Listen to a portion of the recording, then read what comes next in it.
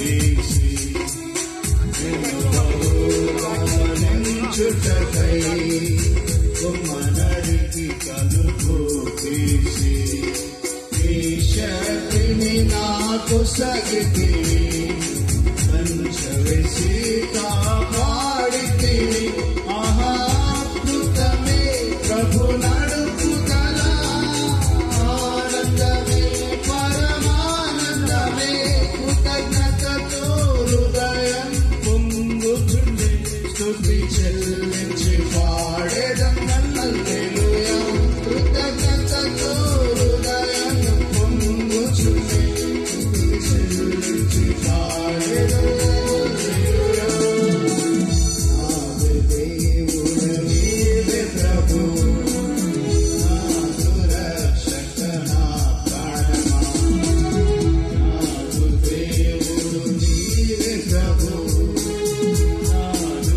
రక్షక నా ప్రాణమా పూర్ణ హృదయముతో ప్రేమితును నిరతము నీకై జీవితును ఆహాకృతమే ప్రభు నడుపుదల ఆనందమే పరమానందమే ఎంతతో హృదయం పొంగుచుండే స్తుతి చెల్లించి పాడేదం హల్లెలూయా కృతజ్ఞతతో హృదయం పొంగుచుండే స్తుతి చెల్లించి పాడేదం హల్లెలూయా కీర్తనతో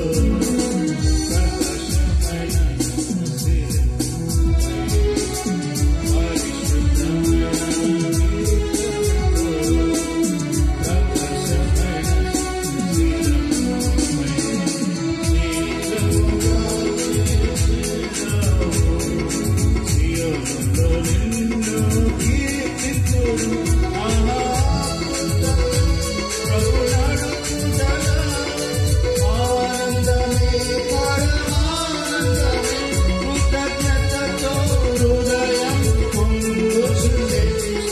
చెల్లించి పాడేదం హల్లెలూయా కృతజ్ఞతతో హృదయం పొంగుచుండే స్తుతి చెల్లించి పాడేదం హల్లెలూయా.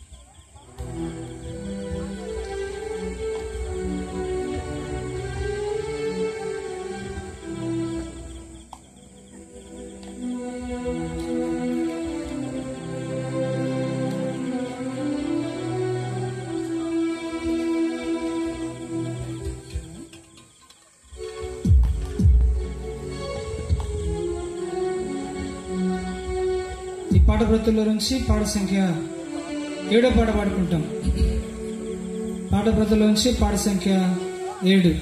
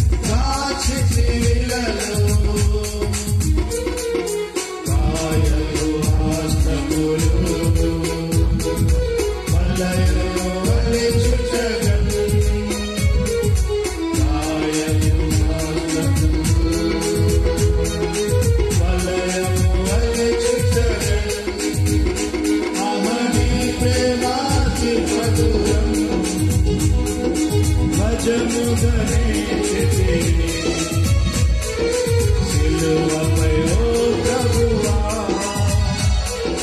నీవే మాతి మధురం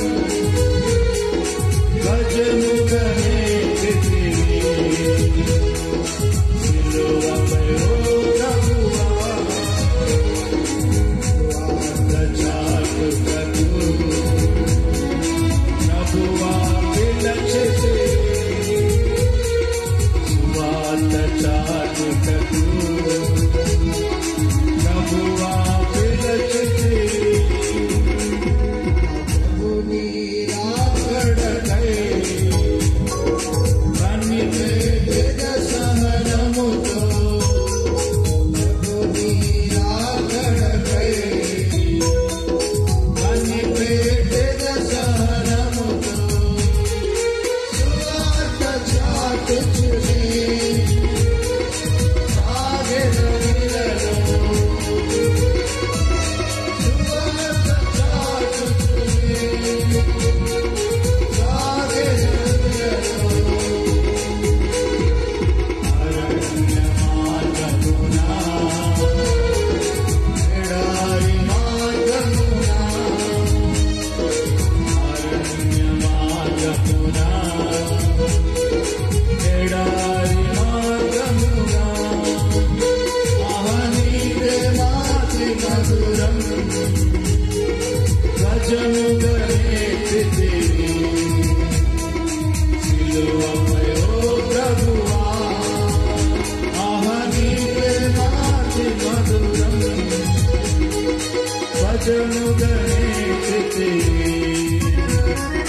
సిలువపై ఓ ప్రభువా సువార్త చాటుటకు ప్రభువా పిలచితే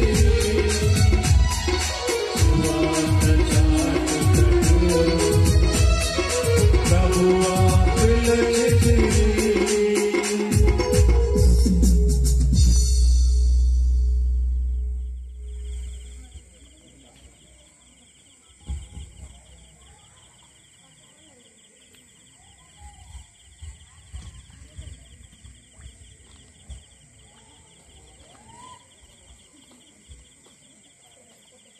ఈ పాటల ప్రతుల నుంచి పాట సంఖ్య 11 పాట పాడుకుంటాం. కానీ మీ దగ్గర పాట షీట్ లేకపోతే మరి మీకు రన్నింగ్స్ పడితే చేసి చూపించినట్లయితే పాట సంఖ్య 11. కానీ కింద కూర్చోగలిగిన యవనస్తులు మరి కిందకు వచ్చినట్లే కుర్చీలు కొద్దిగా చూడండి ఒకసారి. కింద కూర్చోగలిగిన యవనస్తులు మరి వచ్చి పక్కన కూర్చోండి. కుర్చీలో చూడండి సార్.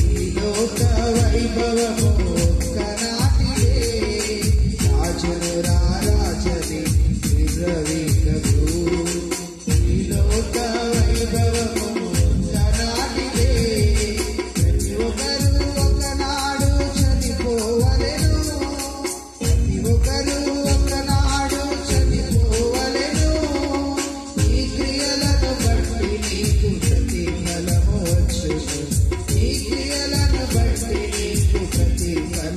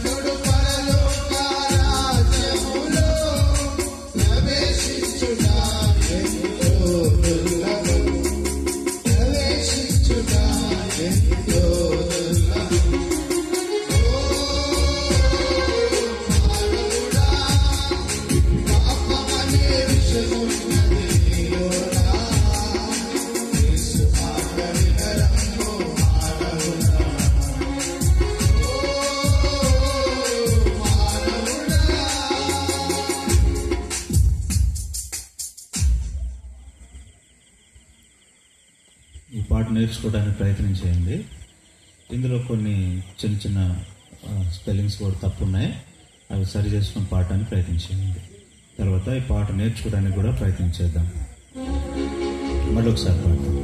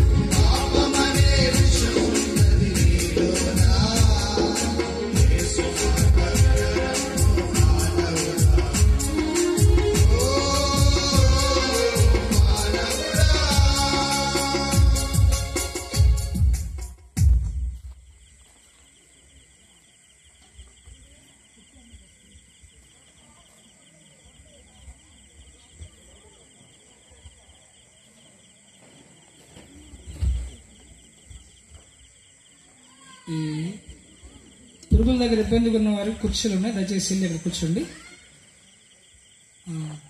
దగ్గరలో ఉన్నవారు ఆ కుర్చీలో కూర్చోండి వెళ్ళి. సరే, మన మధ్యలో ఉన్న సోన్ రాజాను వచ్చి సాక్ష్యం అందిస్తారు. ఆ తర్వాత మన వాక్యం అంటారు.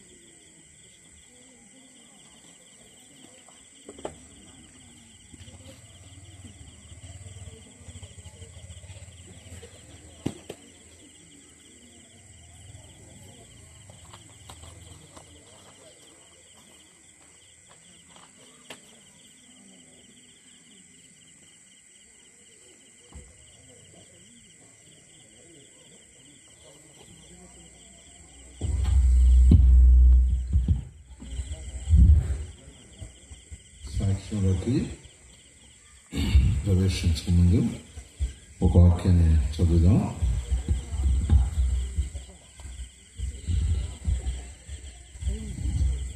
ద్వితీయోపదేశకాండం 33వ అధ్యాయము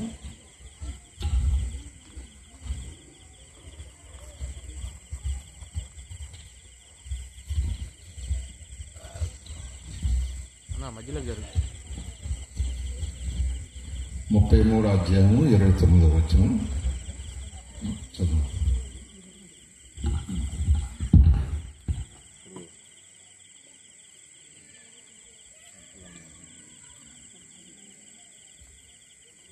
ఒకసారి సహాయం చేయండి. ఇజ్రాయేలు నీ భాగ్యం ఎంత గొప్పది, యెహోవా రక్షించిన నిన్ను పోలిన వాడెవడు, ఆయన నీకు సహాయకరమైన కేడము. చాలండి, చిన్న ప్రార్థన చేసుకున్నాం. ప్రార్థన. ప్రేమగల తండ్రి, నమ్మకమైన సృష్టికర్త దేవా, అబ్రహాం ఇస్సాకు యాకోబుల తండ్రి, మా పితల దేవా, మాకు దేవుడుగా ప్రభువుగా ఉన్నందుకు వేలాది కోట్ల వందనాలు చెల్లిస్తున్నాం దేవా. మరి లోకంలో నుండి ఏ రీతిగా నన్ను రక్షించుకున్నారో అటు రీతిగా మీ పిల్లలకి దేవా మరి నాయన సాక్ష్యం అందిస్తుండగా గుప్తంగా సహాయపడమని కృప చూపించమని మహాగణుడు మా రక్షకుడైన యేసుక్రీస్తు ప్రభువారి నామములో ప్రార్థిస్తూ స్తుతిస్తూ అడిగి వేడుకుంటూ మీ సహాయంతో నిలబడి నీ దాసునైన నన్ను మరుగుపరిచి మీరే మాట్లాడమని యేసుక్రీస్తు నామములో అడిగి వేడుకున్నాం తండ్రి, ఆమేన్.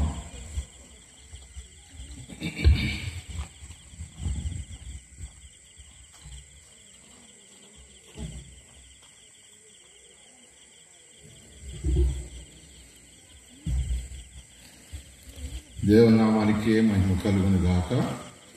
చేరు వచ్చిన మరి గ్రామస్తులు, సంఘస్థులు, ఆయా ప్రాంతంలో నుంచి మరి తరలి వచ్చిన దైవ సేవకులు అందరిని బట్టి కూడా ప్రభువుని గణపరుస్తూ ఉంటున్నాం. ఉదయం నుంచి మరి దైవజనం ద్వారా మరి ఎన్నో మాటలు చోట్ల గురించి మనం వింటూ వచ్చాం. ఇక్కడ మరి నిలబడిన నేను కూడా ఒకప్పుడు లోకములో పాపములో యేసుక్రీస్తు ప్రభువారి గురించి తెలియని జీవితంలో ఉన్నప్పుడు ఆయా చోట్లు ఉంటూ వచ్చా. కనుక ఎందుకంటే మరి దేవుని పిల్లలమైన మనం యేసుక్రీస్తు ప్రభువారు ఎంత గొప్పవాడో చాలా మందికి ఈరోజు కూడా తెలియదు.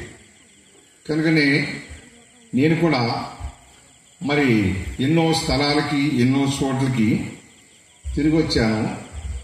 కానీ ఎక్కడ కూడా నెమ్మది, శాంతి, సమాధానం అనేది ఎక్కడా దొరకలేదు. చూడండి, ఇక్కడ నిలబడినా నేను ఒకప్పుడు మరి దేవుని యొక్క దగ్గర లేకపోయినా నాకు తెలిసిన ప్రతి చోట కూడా కనపడిన ప్రతి ఒక్కరు కూడా దేవుడిని ఎంచుకుని సాగిలి పడిన దినాలు ఎన్నో ఉన్నాయి.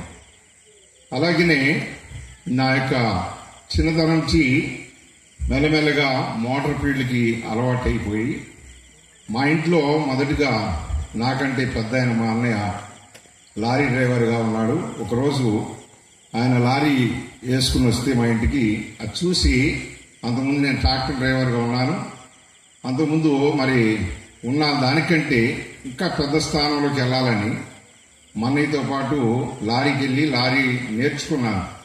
ఒక 4 లేకపోతే 5 రోజుల్లోనే ఎలా తోలాలన్నది నేర్చుకున్నాను. అంటే మా అన్నయ్య చెప్పింది కాదు, కానీ నేను చూసి నేర్చుకున్నాను. చూడ అలాంటి దినాల్లో మరి ఉన్నప్పుడు ఒక డ్రైవర్తో పాటు విజయవాడ నుంచి నేపాల్ వెళ్తున్నప్పుడు మరి అది ఏ సంవత్సరం అంటే 90వ సంవత్సరం. ఇట్లనే మన అన్నవాళ్ళు సువార్త చేస్తూ ఒక పత్రిక ఇచ్చారు. ఆ పత్రికలో వెనక ఎదురు చూస్తే అంత శ్లోకాల గురించే ఉంటుంది.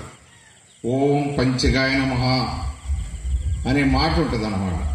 రెండో పక్కన చూస్తే సర్వపాప పరిహో రక్త ప్రోక్షణ మహా తదరక్తం పరమాత్మ పుణ్యదాన బలియాడు. ఆనాడు చదువుకున్న మాటలు ఈనాటి వరకు కూడా నాకు గుర్తుండిపోయాను. చూడండి, అలాంటి దినాల్లో మరి మా అన్నయ్య నేర్చుకుని నేను ఎంత స్పీడ్గా అంటే అంత స్పీడ్గా డ్రైవర్ అయ్యాను. డ్రైవర్ అయిన తర్వాత మరి ఒక రోజున ఒక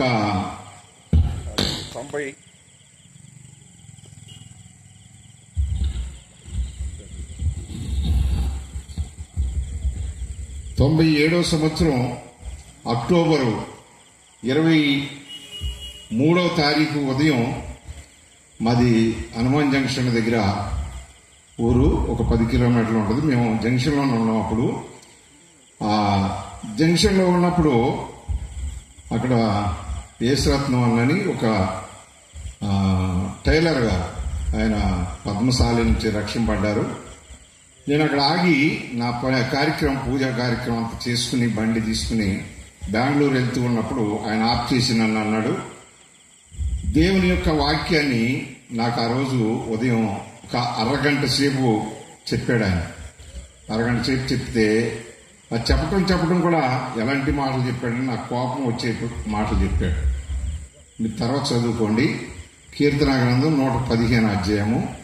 ఆ అధ్యాయం సగం వరకు ధ్యానిస్తే అక్కడ ఏముంటుంది అన్నది మీకు తెలుసు. నేను ఇప్పుడు వివరించను, కానీ నాకు ఇచ్చిన టైం చాలా తక్కువ కాబట్టి 1997 అక్టోబరు 23వ తారీఖు ఉదయం ఆయన చెప్పాడు నాకు యేసుక్రీస్తు ప్రభు గురించి.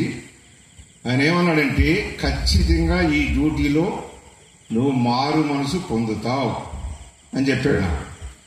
ఒక రోజు అయిపోయింది, 2 రోజులు 23 అని చెప్పాడు, 23 అయిపోయింది, 24 అయిపోయింది, 25వ తారీఖు కూడా రాత్రి 11 గంటలు అయిపోయింది.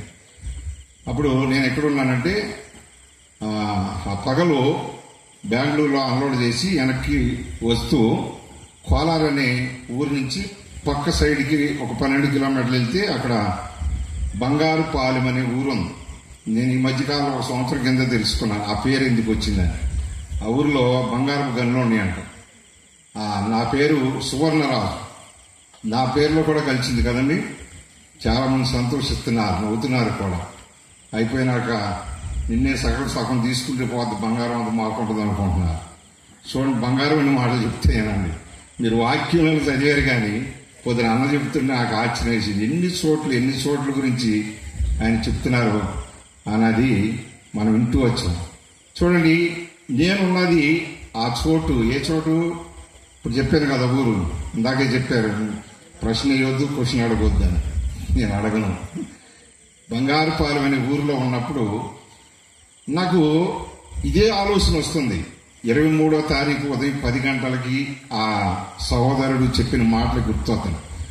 ఇంకా 25వ తారీఖు వెళ్ళిపోవటానికి ఇంకొక గంట మాత్రమే ఉంది. అప్పుడు నేను అనుకున్నాను, ఈ దేవుడు కూడా మంచి దేవుడు కాదు. ఆయన చెప్పాడు 3 రోజులు అయిపోయింది, ఇంకొక గంటలో డేట్ కూడా మారిపోతుంది, ఇంకా ఇదంతా అబద్ధమే అని నేను అనుకున్నాను. మా నాన్న చిన్నప్పుడు పాట పాడాడు. ఆయన భయవేసి పాడేవాడు, ఎందుకు పాడాడు నాకు తెలియదు, కానీ అది నా మైండ్ ఇప్పుడు కూడా లోపల చిక్కుకునేవాడు. ఏంటంటే, దేవుడు లేడు, దయ్యం లేదు, దేవుడు లేడు, దయ్యం లేదు అని పాట పాడేవాడు. ఇదే పాట అయింది. నేను కూడా ఆ రాత్రి ఏం చేశానంటే, ఆ 2 ముక్కలు మా నాన్న పాడాడు కానీ నేను కూడా పాడుకోవాలని పాడుకుని ఇంకొక గంటలో నేను ఏమన్నాండి, యేసుక్రీస్తు ప్రభు లేదు, ఏ గురువు లేరు, ఎక్కడ ఆగితే అక్కడ మనం నేనే ఆకలేసిన వాళ్ళ దగ్గరికి వస్తే అన్నం పెట్టించిన రోజులు ఉండి, టిఫిన్ పెట్టించిన రోజులు ఉండి, పక్క ఊరు వెళ్తాను డబ్బులు లేవంటే ఛార్జీలు ఇచ్చిన రోజు ఉండి, ఎందుకంటే లారీలో డబ్బులు కూడా ఇచ్చేసేవాళ్ళం, దాంట్లో దొంగ లెక్కలు రాసిచ్చేవాడిని. ఎందుకంటే వాండర్ మా ఎంపీ ఉన్నాడు కాబట్టి కలకత్తా వెళ్ళటానికి ఒక 100 రూపాయలే అవుతుంది పోలీస్ ఫీజు ఒక్కొక్కసారి, కానీ 1600 రాసేవాళ్ళం. అక్కడ ఒక్కొక్క ఫ్యాక్టరీలో, గవర్నమెంట్ ఫ్యాక్టరీలో అన్లోడ్ అయ్యాయి. ₹1 కూడా వాళ్ళు తీసుకునేవాడు కాదు. మాకే వాళ్ళు భోజనం టిఫిన్ తెప్పించేవాడు. అక్కడ 3-4 వేల రూపాయలు లెక్క రాసేవాళ్ళు అన్లోడ్ లోడింగ్ కానీ. చూడండి ఎలాంటి బ్రతుకంటే జీవితంలో మరి ఎన్నడూ కూడా నెమ్మదనేది లేదు. ఆ అన్న చెప్పిన రోజుకి లెక్కేసుకుంటే, నేను వెనక్కి తిరిగి ఆలోచిస్తే నాకు 24వ సంవత్సరం అప్పటికి పూర్తయింది. నాకు 16 వెళ్ళి 17వ సంవత్సరం మొదటి వారంలోనే నాకు పెళ్ళయింది. మా నాన్న పెళ్లి చేశాడు. పదాగా అంటూ ఉండేవాడు మా నాన్న, నువ్వు మాట అంటలేదురా, అటు ఇటు పోతున్నావు, నీకు పెళ్లి చేస్తాననేవాడు. పెళ్ళి అంటే పెళ్లి ఏముంది, అందరూ అనేవాళ్ళు కర్ర పెళ్ళి అని. మా బెనర్జీ అని కూడా అంటూ ఉంటాడు అప్పుడప్పుడు. చూడండి ఆ రాత్రి నాకేమీ వినపడిందంటే, ఎందున ఇతికిన అందున కలడు దేవుడు అని వినపడింది నాకు అర్ధరాత్రి కాడ. చూడండి గాలి వాన అంతా చీకటి, భయంకరమైన చీకటి, అమావాస్య చీకటి. ఏంటి కర్ణాటకలో ఈ మాట వినపడుతుంది. నాకు కన్నడ వచ్చు, తమిళ వచ్చు, ఇటు బెంగాలీ వచ్చు, ఉర్దూ వచ్చు, ఇవన్నీ వచ్చు. ఇక్కడ ఈ టైంలో తెలుగు మాట్లాడుతున్నారు. అందులో పెద్ద వయసు, చాలా ముసలాయన లాగా ఉన్నాడని గట్ట ధైర్యం చేసి కిందకి దిగి, మా క్లీనరు ముందే అన్నం వండుకున్నాం, తినేసేవాడు, పడుకున్నాడు. నేను ఇక నిద్ర పడతలేదు. ఆయన చెప్పిన వాళ్ళు గుర్తొస్తున్నాయి. సరే ఏంటని చెప్పి కిందకి దిగి లారీ చుట్టూ, నా దగ్గర ఇంకా ఆ ఆఫీసులో 10 లారీలు ఉండి మొత్తం అందరు లారీలు తిరిగి వచ్చారు. ఎక్కడ కూడా ఎవరు మేలుకుని లేరు. ఇక నన్ను చూసి నాతో సాహసం చేసి ఏమన్నా ఉండి కుక్కలే మరుగుతున్నాయి నాయపడబడి. ఇంక ఎంత ఎందుకు వచ్చిందిలే, ఎవరు లేరని చెప్పి మళ్ళీ పైకి ఎక్కి చూసే అనుమానం తీరక, మళ్ళీ డాష్ బోర్డు వైపు చూసే లోపల ఇంజిన్లో కూర్చున్నాడేమో అని. ఎక్కడ చూసినా ఎవరు కనపడలేదు. కనపడితే అసలు ఎందుకు వచ్చింది బాధ అని చెప్పి ఇక రగ్గు మూసుకెట్టుకుని పడుకున్నాను. పడుకున్నప్పుడు మీరు చదవండి, మీరు ఎప్పుడు కూడా వాక్యాలను చూస్తారు. నేను ఇప్పుడు చెప్పే మాట కొత్త ప్లేసు, కొత్త మాట చెప్తున్నా మీకు, వినండి. ఆ మాట మనం ప్రకటన గ్రంథంలో మనం 3వ అధ్యాయం 20వ వచనంలో చూస్తాం. ఇక్కడ ఏమని ఉందంటే, తలుపు నొద్ద నిలిచి తట్టుచున్నాడు అని ఉంటుంది. ఉందండి మీ బైబిల్లో? చూడండి, ఆ రాత్రి దేవాది దేవుడు వచ్చి నా లారీ దగ్గరికి వచ్చి, వినపడింది అందరికి, ఇలా డోర్ తట్టుతున్నాడు. డోర్ కొడుతుంటే నాకు భయం వేస్తుంది, మళ్ళీ ఎవరో చూడాలనిపిస్తుంది. భయం లోపల ఉంది, ఎవరో చూడాలని అనిపిస్తూ నేను ధైర్యం చేసుకుని ఒక్క విషయం కొంచెం ముందుకి, ఎందుకంటే అన్నవాళ్ళు అక్కడన్నా చెప్పిన టైం ఇక్కడ చెప్పిన దానికి చాలా తేడా ఉంది. అందుకని చాలా స్పీడ్గా వెళ్తూ మర్చిపోతున్నాను, క్షమించాలి. దానికి ముందు ఏం చేశారంటే, ఆ మేఘాల్లో నుంచి నేను ఎప్పుడు లారీ తీసినా, ఎప్పుడు స్టీరింగ్ కాడ కూర్చున్నా పైకి చూసేవాడిని. పైకి చూసి స్టార్ట్ చేసేవాడిని. ఇంకా లోపల టాప్ లైట్ వేసి ముద్దు పెట్టుకుని వెళ్ళిపోయేవాడిని ముందుకు. ఆ పై నుండి ఒక వెలుగు లైట్ అలా నా మీద కేసి అట్లానే ఉండిపోయింది. ఇంకా నేనేం చేశానంటే, ఈయనతోటి ఏమంటున్నానంటే, ఎవరో కానీ ఆ మేఘాల్లోంచి నా మీద లైట్ వేశారు, మీరు చూస్తేనేమో తెలుగు మాట్లాడుతున్నారు, మరి నేను చూస్తేనేమో లెగలేకుండా ఉన్నాను, మీరెవరైతే నాకు తెలియదు కానీ మీరే డోర్ తీసుకుని రండి అన్నాను. ఇలా కొట్టినిపించే కదా మీకు వినపడిందా అందరికి? ఇలా కొడుతున్నాడు ఆయన, డోర్ది అని. నేను మాత్రం లెగిసే ప్రసక్తి లేదు, నేను లెగలేను, కనుక మీరే తీసుకుని రండి అన్నాను. ఆయన తలకి ఇలా ముళ్ళ కిరీటము, వంకి కర్ర ఒకటి, గొర్రె కర్ర ఒకటి పెట్టుకుని వచ్చారు. చాలా పెద్ద వయసు, ఎంత పెద్ద వయసు అంటే ఇంకా చిన్న అంగీ కట్టుకుని ఉన్నా. ఆయన వచ్చి నా లారీలో ఇద్దరు లోపల కూర్చున్నాం, బాల్కనీ మీద ప్లేన్లో పడుకున్నాడు, నీ కింద ఉన్నాను. ఇద్దరు మాట్లాడుతూ ఉన్నాం. ఆయన రక్తం ఇలా కారుతూ ఉంది కానీ కింద పడతలేదు. ఓ దారిలాగా వెళ్ళిపోతుంది కానీ ఒక సుక్క కూడా కింద పడుతుంది. చాలా ఆశ్చర్యంగా ఈ దర్శనం చూస్తూ ఉంటున్నాను. అప్పుడు ఏమన్నానంటే, అయ్యా మరి ఈ వయసులో మీరు ఎవరిని ఏమన్నారో నాకు తెలియదు కానీ ఇన్ని దెబ్బలు కొడతాం, అసలు వాళ్ళు అంటుంటాం కదా, మనం కూడా మనిషివేనా అని తిడుతూ ఉంటాం కదా. అసలు మనుషులేనా ఇట్లా కొట్టింది మిమ్మల్ని? సరే కొడితే కొట్టారనుకో, ఈ నెత్తి మీద ఏంటి ముళ్ళ కిరీటం పెట్టారు, అసలు వీళ్ళెంత అసలు అన్నం తింటున్నారా వీళ్ళు అని నేనంటున్నా. ఆయన అట్లానే చూస్తున్నాను. ఆయనగా అట్లా చూస్తుంటే నేను ఆయన మాట్లాడుతున్నాను. నా లారీలో 2,50,000 ఉండి బెంగళూరులో సూపర్ స్పెషాలిటీ హాస్పిటల్ తీసుకెళ్తా పదండయ్యా అంటున్నా. ఆయన చూసి నవ్వి అంటున్నాడు, ఇంత బాధలు నవ్వుతున్నారండి మీరు అని నేను అడుగుతున్నాను. ఆయన ఏమన్నాడు, నవ్వుతున్నాడు అట్లనే. ఏదన్నా చిన్న నొప్పి వస్తే లేకపోతే ఏదో ములుగుచ్చుకుంటే మనం పెద్ద పెద్దగా ఏడుస్తూ ఉంటాం, కంట్లో నలగబడితేనే ఏడుస్తుంటాం చూడండి. ఇప్పుడు ఆయన నవ్వుతున్నాడు. ఆయన చూసి నేనేమన్నానంటే, ఎందుకు నన్ను అట్లా హేళన చేస్తున్నారు, ఇది చూడండి డబ్బులని చూపించాను. ఆయన అన్నాడు, నీ డబ్బు నాకు అవసరం లేదు, మరి ఇంకేం కావాలా? నువ్వు బాగు చేయించే అంత గొప్పవాడు కూడా కాదు, నువ్వు నాకు బాగు చేయించే అంత గొప్పతనం నీకెక్కడది? అసలు నిన్నే బాగు చేయడానికి వచ్చాను అని అన్నాడు. నాకేమైంది అని అన్నాను. నీకేం అవ్వలేదా అన్నాడు. అప్పుడు ఆ లారీకి ఎదర మెయిన్ గ్లాసులు ఉంటాయి కదా, ఒకసారి అటు చూడు అన్నాను అన్నాడు. వరుసని మా పాస్టర్ గారు కూడా వచ్చింది, ఆమె ఎప్పుడు ఈనోడదు. వరుసని నేను ఎక్కడ ఏటైనా ఏ సంవత్సరం చిన్నతనం అంటే బాల్యదినం ఇప్పుడు అని చెప్తే మీరు ఇంటాన్ని మీరు సిద్ధమే, కానీ నన్ను మాత్రం ఎమ్మని పంపించేస్తారు కనుకని చెప్పేస్తున్నాను. అలా వెళ్ళిపోతావని నేను ఎప్పుడు ఏం చేసినా అన్నది. ఇవన్నీ నువ్వు చేయలేదా అని చెప్పానని అడిగాడు. ఇంకెక్కడ చేయలేదంటానికి వీలుంది? ఆ మొహం చూపిస్తున్నాడు, ఆ ప్లేస్ చూపిస్తున్నాడు, ఎక్కడ ఏం చేసి మొత్తం చూపిస్తున్నాడు. అప్పుడు నేను నాకు తెలియకోకుండా నాలోంచి దుఃఖం మొదలయ్యి నేనేమంటున్నానంటే, అయ్యా ఇవన్నీ నేనే చేశాను, ఇవన్నీ నాయే. కనుకనే నీకు తెలియని ఒక భయంకరమైన జబ్బు కూడా ఉంది, నాకు తెలుసు. నువ్వెవరికి చెప్పకుండా దాచిపెట్టుకుంటున్నావు. ఒక్కొక్క టైంలో అది బయటపడినప్పుడు చనిపోవాలని చాలాసార్లు ప్రయత్నం చేసావు, కానీ నేను నిన్ను చనిపోకుండా ఉంచాను. కారణం ఏంటంటే, నీ బాల్య దినంలోనే నీ తల్లి నీకు జబ్బు వచ్చినప్పుడు, చిన్నప్పుడు 4 రోజుల పిల్లోడు అప్పుడు పుట్టినప్పుడు నాకు అప్పచెప్పింది కాబట్టి అప్పటి నుంచి ఇప్పుడు వరకు నీ అమ్మటే ఉన్నాను, ఇప్పటి వరకు తిరుగుతూనే ఉన్నాను నీ అమ్మట. ఇప్పుడు దొరికావు నా చేతికి అని చెప్పి దేవుడు నా యొక్క స్థితిగతి మొత్తం బయట పెట్టాడు. ఆ రాత్రి 11 గంటలకు వచ్చిన ఆయన 3 గంటల వరకు ఉన్నాడు. ఆయన 3 గంటలకి బైబిల్ చదవటం రాదు, కాలు తిక్కడం పాస్టర్ గారు అడగవచ్చు మీరు, వాక్యం చదవటం రాదు, పాట పాడుతూ రాదు, దేవుడు అంటే ఏంటో విలువ కూడా తెలియదు. వీళ్ళు ఎన్నిసార్లు చెప్పినా కానీ పట్టించుకునేవాడిని కాదు, చాలా వ్యతిరేకంగా మాట్లాడేవాడిని ఇంట్లో.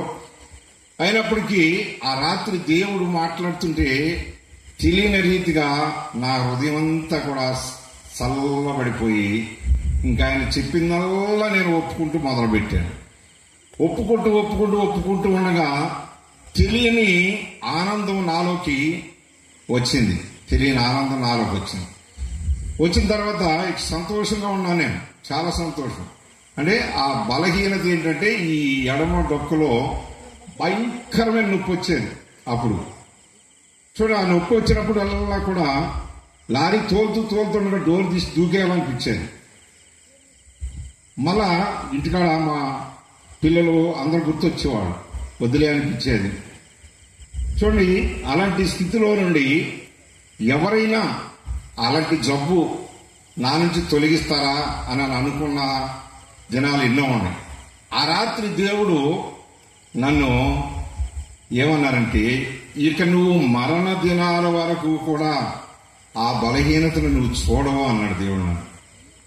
అని ఆయన ఒక కచ్చిపు లాంటిది ఇలాంటి తెల్లది తీసుకొచ్చి ఇలా పరిచి డాష్ బోర్డు మీద నా తల మీద చేసి తల నుండి అరికాల వరకు ఇలా తుడిచి నా పాపాలన్నీ ఇట్లా వేసుకుని 4 చెంగులు మూట కట్టుకుని ఇట్లా వేసుకుని వెళ్ళిపోతా అన్నాడు. నేను వెళ్ళిపోతున్నాను, నా దూతలు పరలోకము నుండి నీ దగ్గరికి వస్తారు, వాళ్ళు చెప్పింది నువ్వు చెయ్యాలి అని అన్నాను. చూడండి, ఏం చెబుతారు వాళ్ళు, వాళ్ళ భాష ఏంటి, నా భాష ఏంటి? నాకు వచ్చిన ఈ 4-5 భాషల్లో మాట్లాడితే చెప్పగలను, కానీ వేరే భాషలో మాట్లాడితే నేనేం చెప్తానని అనుకున్నాను. కానీ వాళ్ళు వచ్చి తెలుగే చెప్పారు, బైబిల్ నుంచే చెప్పారు. ఒకసారి చదవని ఆ మాట చదివిచ్చేసి నేను సమయాన్ని అన్న వాళ్ళకి ఇచ్చేస్తాను. కొలసీలకు రాసిన పత్రిక 2వ అధ్యాయము 3వ వచనం దగ్గర ఎవరైనా చదివి సహాయం చేయండి. బుద్ధి జ్ఞాన సర్వ సంపదలు ఆయన యందే గుప్తములై ఉన్నవి. ఎవడైనాను చక్కని మాట చేత మిమ్మల్ని మోసపరచుకున్నట్టు ఈ సంగతి చెప్తున్నాను. నేను శరీర విషయంలో దూరంగా ఉన్నాను, ఆత్మ విషయంలో మీతో కూడా ఉన్నాను అని రాయబడింది. మీరు కష్టపడద్దు, ఎందుకంటే దేవుడు ఆనాడే నా మైండ్లో ప్రింట్ చేశాడు. కానీ నేను బైబిల్ కూడా తీసుకొని చెప్పేస్తున్నాను. చూడండి, ఆ బైబిల్ గురించి నాకు వాస్తవంగా తెలీదు, ఎలా చదవాలో తెలీదు, దేవుడు అంటే విలువ తెలియని దినాల్లో దేవుడు నాకు ఈ దేవదూతలు అంటున్నారు, నీ దగ్గర బైబిల్ ఉంది చూడు అని అన్నాను. బైబిల్ నేను తేందే ఎక్కడ ఉంటుంది బైబిల్ చెప్పండి. ఆయన వచ్చేలేరు మాకంటే ముందు నీకు బైబిల్ ఇచ్చారు చూడని అన్నాను. చూస్తే లారీ మొత్తం లోపల అంతా ఎతికినా ఎక్కడ కూడా కనపడలేదు, కానీ నా తలగాడి కిందే ఉంది ఆ బైబిల్. చాలా కాలం దాచిపెట్టుకున్నాను నేను. అది తర్వాత ఇల్లు మారటం, అటు ఇటు తిరగటం ఎక్కడ పోయింది. చూడండి, మన బుద్ధి ఆయన దగ్గర ఉందంట, మన జ్ఞానం ఆయన దగ్గర ఉందంట, సర్వ సంపదలు ఆయన దగ్గర ఉన్నాయంట, ఆయన గుప్పిట్లో ఉన్నాయంట. కనుకని ఆ రోజు నుంచి మరి దేవాది దేవుడు ఈ రోజు వరకు కూడా దేవుని నా మహిమార్థమే ఎక్కడికి వెళ్ళినా మరి దేవుడు సాక్ష్యాన్ని చెప్పుకుంటూనే తిరిగాను. దేవాది దేవుడు ఆ రోజునే 97 సంవత్సరమే నాకు చెప్పారు, ఈ దేవదూతలు నాకు తెలియపరిచారు, అయ్యా నీవు ఈ రోజు నుంచి దేవుని సేవ చేయాలి అని నాకు చెప్పారు. సేవ అంటే ఉంది, నాకు తెలిసింది ఒకటే, మాకు ఆటోలు ఉండి జనాలు తీసుకురావడం, తీసుకెళ్ళటం, మందిరంలో సాపలేయటం, తీయటం, ఏమైనా అంటుంటే తోమటం, కడగటం, ఆరబెట్టడం, ఇదేగా సేవ అంటే అనుకున్నాను నేను. కానీ ఇట్లా తిప్పుతాడని నేను అనుకోలేదు. కొన్ని పరిస్థితులు మరి వల్ల నేను దేవుని మాటలు లెక్క చేయకుండా నా సొంత ఆలోచన నెరవేర్చుకుంటూ వచ్చాను. సొంత ఆటోలు కొని అక్కడ కూడా పాసంగా చెప్పారు మనకు వదిలేయా అని. అయినా కానీ నేను వింటానా, ఎంత దర్శనం చూసినప్పుడు కూడా దేవునికి దగ్గర ఉండాలి, ప్రతి వారం చర్చికి వెళ్ళాలని ఆటో కొనుక్కొచ్చారు. కొత్త ఆటో, వారం తిరగలేదు బండి. అలాగా సంవత్సరం దగ్గర తిప్పినట్టు ఉన్నాను. రిపేర్లే ఎమ్మటంటే రిపేర్లే, వెళ్ళే బండి టైర్లు పగిలిపోవడం. చివరికి ఎంత అప్పుల పాలైపోయామంటే 2,50,000 రూపాయలు అప్పుల పాలైపోయాయి. బళ్ళన్నీ పోయినాయి. సృష్టికర్త అయిన దేవుడు మాట్లాడుతున్నారు అప్పటికి. నాకు వేరుగా ఉండి నువ్వేమి చెయ్యలేవు అని నాతో మాట్లాడారు. చూడండి, దేవునికి వేరుగా ఉండొద్దు. నేను చెప్తున్నాను, నాకు లారీ డ్రైవర్గా నేను మణిపూర్ వరకు తిరిగాను, 15 స్టేట్లు తిరిగాను. 15 స్టేట్లు తిరిగినప్పుడు కూడా, ఇన్ని స్టేట్లు తిరిగి ఇన్ని స్థలాల్లో తిరిగినప్పుడు కూడా, ఇంతమందిని మొక్కినప్పుడు కూడా నా హృదయంలో నెమ్మది లేదు. కానీ సృష్టికర్త అయిన దేవుడు యేసుక్రీస్తు ప్రభువారు ఎప్పుడైతే నా హృదయంలోకి వచ్చాడో ఆ రోజు నుంచి ఈ రోజు వరకు కూడా దేవుడు నాలో ఉంచిన సంతోషం ప్రతి దినము కూడా అనుభవిస్తూ ఉంటున్నాను. పరిస్థితులు ఎన్నున్నప్పుడు కూడా ఆత్మలో పరిస్థితులు వస్తాయి. గాలివాన రాకుండా పోదు, ఎండ వస్తుంది, వాన వస్తుంది, చలి వస్తుంది, దేని కాలాలు దాన్ని వస్తానే ఉంటాయి. ఇవన్నీ చూడటం కాదు, కానీ ప్రభు వైపు చూస్తూ ముందుకు వెళ్తున్నప్పుడు దేవుడు ఎన్నో సహాయాలు చేస్తూ వస్తున్నారు. కనుకనే ఆ రోజు నుంచి ఈ రోజు వరకు కూడా 97 అక్టోబర్ 25 రాత్రి నుంచి ఈ రోజు వరకు కూడా యేసుక్రీస్తు ప్రభువారంటే నాకు చాలా ప్రేమ. అంతకుముందు చాలా దేశం, ఆయన గురించి చెప్తే ఒప్పుకునేవాడిని కాదు. చూడండి, ఎందుకు కారణం ఏంటంటే సృష్టికర్త అయిన దేవుడు ఎవరో తెలియక ఎన్నో చేస్తూ ఉంటాం. కనుకని మరి అన్నవాళ్ళు మీటింగ్లు ఆరుబయట పెట్టిన ఎందుకంటే మనం ఇంకా తెలుసుకోవాలి మీరనే. కనుకని నేను తెలుసుకున్నాను, మీరు కూడా నమ్మండి. మరి లారీ వదిలిపెట్టి రావటం అంటే మామూలు విషయంగా. కలకత్తా వెళ్ళితే మాకు పోవడం డబ్బులు వస్తాయి, ఏ కొదువు ఉండదు, లగ్జరీగా వాడుకోవడం, ఇంట్లో అయిపోయినా మా ఇష్టానుసారం వాడుకున్నాం. కనుకని అలాంటి స్థితిలో నుండి దేవుడు మరి మంచి దేవుడుగా నిరూపించుకున్నాడు. ఆ రోజు నన్ను ఆ పాపాలను క్షమించాడు. ఈ రోజుకైనా మీరు ఇంకా తెలుసుకోని వారు ఉంటే ఆ యేసుక్రీస్తు ప్రభువారు నాకు కూడా కావాలని మీరు విశ్వసించినట్లయితే మీ పాపాలు కూడా క్షమిస్తాడు. కనుకనే మరి ఇన్న మీరు మరి ఏ స్థలాల్లో ఉంటున్నారో మిమ్మల్ని మీరే పరీక్షించుకోండి. ఈ మాటలో ఇంకా మన నాలాంటి లారీ డ్రైవర్లకి కూడా మీరు చెప్పాలి. నేను మారు మనసు పొందిన తర్వాత ఇద్దరు కూర్చొని ప్రార్థన చేస్తే, ఎందుకంటే సేవ అంటే నేను చేయలేనివాడిని, నా వల్ల కాదు, నేను రాను అనేవాడిని. రానంటే దేవుడు అనేవారు నిన్ను ఎలా తీసుకెళ్ళాలని నాకు బాగా తెలుస్తాను అన్నాను. ఒక రాత్రి నాతో మాట్లాడారు. సేవ అంటే భయం, ఎందుకంటే ఉపవాసాలు ఉండాలి. 100 మంది వచ్చారంటే బాగా చెప్పాడు అనేవాళ్ళు ఉంటారు, భలే చెప్పాడు అనే ఉంటారు, ఇంకోసారి ఈయన బెలబాక అనేవాళ్ళు ఉంటారు. ఇవన్నీ నేనే ఆలోచించుకునేవాడు. రకరకాలుగా ఉంటారు. నాకెందుకు వచ్చింది ఈ గోల అనుకున్నాను. కానీ దేవుడు మరి మమ్మల్ని దేవుని యొక్క పిల్లలంగా యథార్థంగా బ్రతకాలి. బయట లారీ తిరిగితే అన్ని దొంగలెక్కలు రాయిస్తాం. ప్రభువా, నేను రక్షింపడ్డాను కాబట్టి ఇది ఇక్కడితోటి బయట లారీకి నేను వెళ్ళను, నువ్వు ఇస్తే తింటాం, లేకపోతే అటు ఉంటాం అని తీర్మానం చేసుకున్నప్పుడు నా మొండితనాన్ని దేవుడు అర్థం చేసుకుని ఒక రాత్రి మేమిద్దరు తెల్లవాళ్ళు ప్రార్థన చేస్తాం. 3 గంటల టైంలో మేమున్న రూమ్లో నవతా రోడ్ ట్రాన్స్పోర్ట్ అని రాశాడు దేవుడు. తెల్లారి వెళ్ళాను.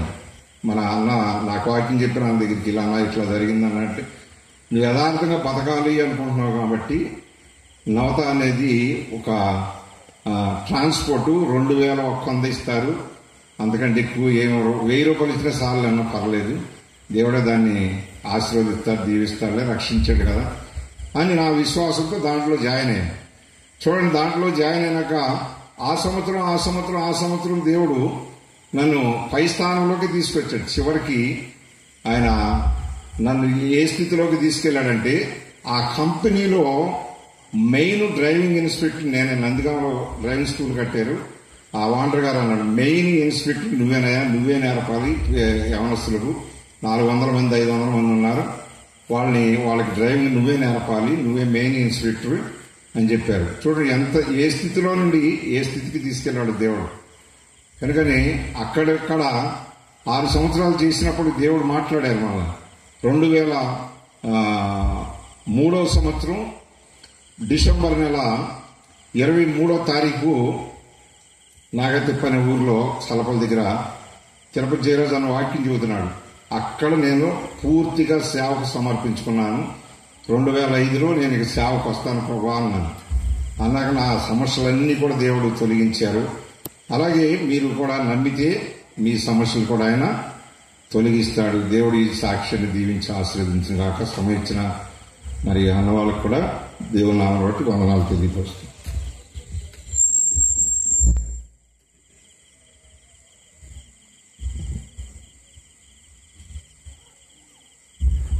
మనం బైబిల్ పిల్లలు పాడుకుంటాం. మరి మన మధ్య ఉన్న మేనేజర్ వచ్చి వాక్యం చెప్తారు. రండి అన్న, బైబిల్ పిల్లలు పాడుకుంటాం.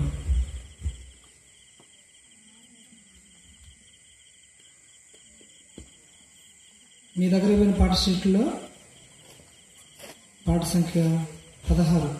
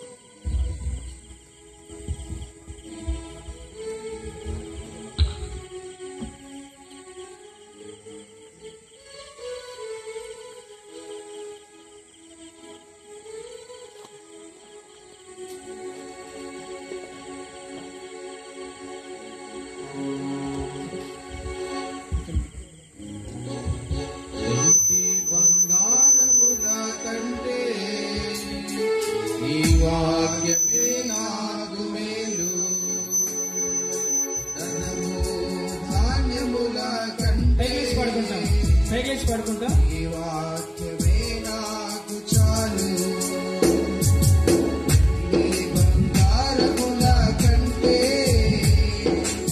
ఈ వాక్యమే నాకు మేలు ధనము ధాన్యముల కంటే ఈ వాక్యమే నాకు చాలు అనుదినము అనుక్షణము నన్ను నడిపించే ఈ వాక్యం బాధలలో వేదనలో నన్ను బలపరిచే ఈ వాక్యం అనుదినము అనుక్షణము నన్ను నడిపించే ఈ వాక్యం బాధలలో వేదనలో నన్ను బలపరిచే ఈ వాక్యం వెంబడి బంగారముల కంటే నీ వాక్యమే నాకు మేలు ధనము ధాన్యముల కంటే నీ వాక్యమే నాకు చాలు వెంబడి బంగారముల కంటే నీ వాక్యమే నాకు మేలు ధనము ధాన్యముల కంటే నీ వాక్యమే నాకు చాలు.